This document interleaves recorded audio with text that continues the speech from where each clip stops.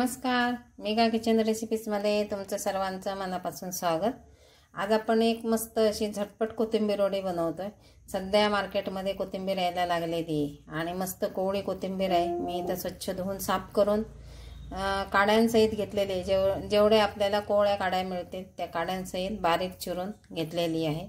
तशी आपल्याला कोथिंबीर घ्यायची आहे आणि ही झटपट करायची, रोल वगैरे बनवत बसायचं नाही, आपल्याला पटकन होईल अशी। तर ह्याच्यामध्ये आता काय काय आपल्याला साहित्य लागतं ते बघूया।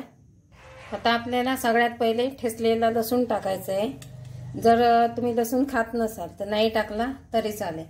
आता इथे बघा, इथे 1 चमचा लाल मिरची पावडर आहे, थोडासा आपला गरम मसाला आहे, चाट मसाला अर्धा चमचा, छोटा अर्धा चमचा, हळद आहे, तीळ आहेत आणि 1 चिमूटभर अगदी सोडा आहे बघा। 1 चिमूटभर सोडा का घालतोय तर आपण जी पिठं घालणार आहोत ती थोडीशी खुसखुशीतपणा आला पाहिजे, मऊपणा आला पाहिजे, म्हणून आपण 1 चिमूटभर सोडा घालतोय।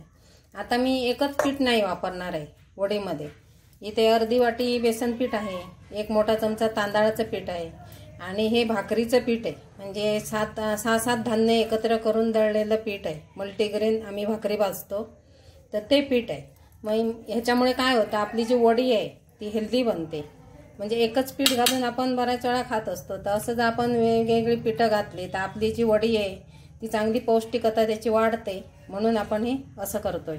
तर आता चवीनुसार मीठ टाकायचं आहे आपल्याला आणि हे आपल्याला बॅटर बनवायचं आहे। चवीनुसार मीठ टाकूया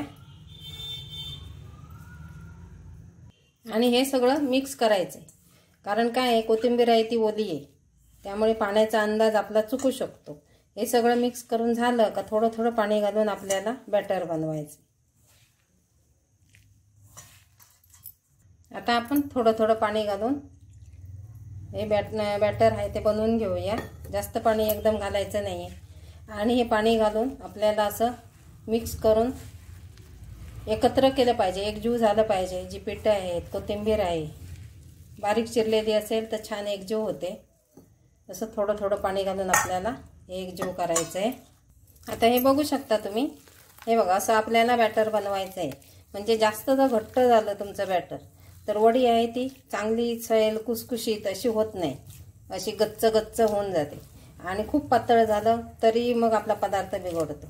मग हे असं पाहिजे आपल्याला, जास्त घट्ट नको आहे, म्हणजे वडी जी आहे ती छान येते।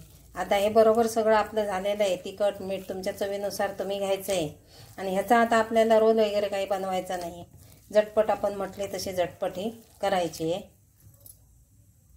आता इथे मी हे 1 वाटगं घेतलेलं आहे, त्याला तेल लावून घेतलंय। ह्याच्यामध्ये तुम्ही थोडेसे खाली तीळ पण टाकू शकता। तर ह्याच्यामध्ये आपल्याला हे आता बॅटर टाकायचं आहे।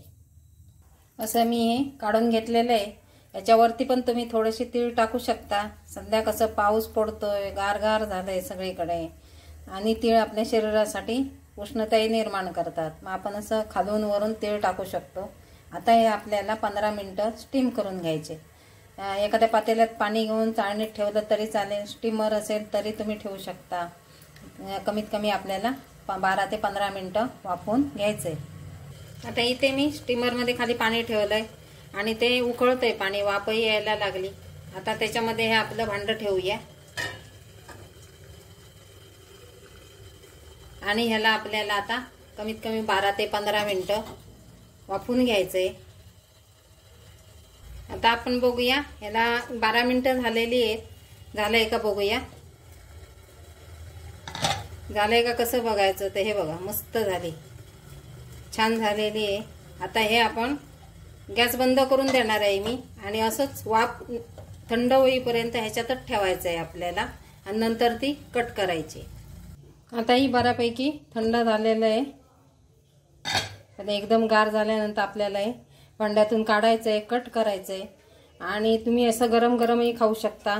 ज्यांना तेल सध्या बरेच लोक अवॉइड करतात तर ते असंही खाऊ शकतात। आमच्या घरात असंच खाल्लं जातं, थोडेफार तळल्या जातात, नाहीतर असेच वाफवलेले गरम गरम खाल्ल्या जातात।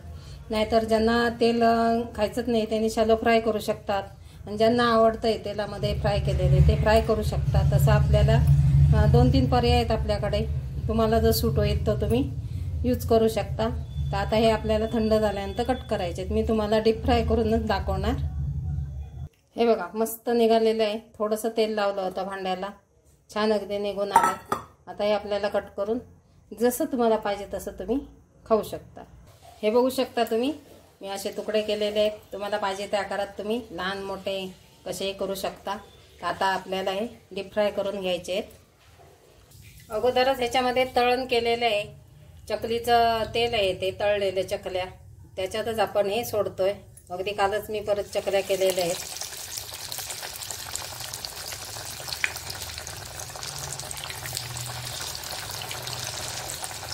आणि आता आपल्याला जास्त वेळ तळायच्या नाही, चांगल्या वाफवलेल्या आहेत.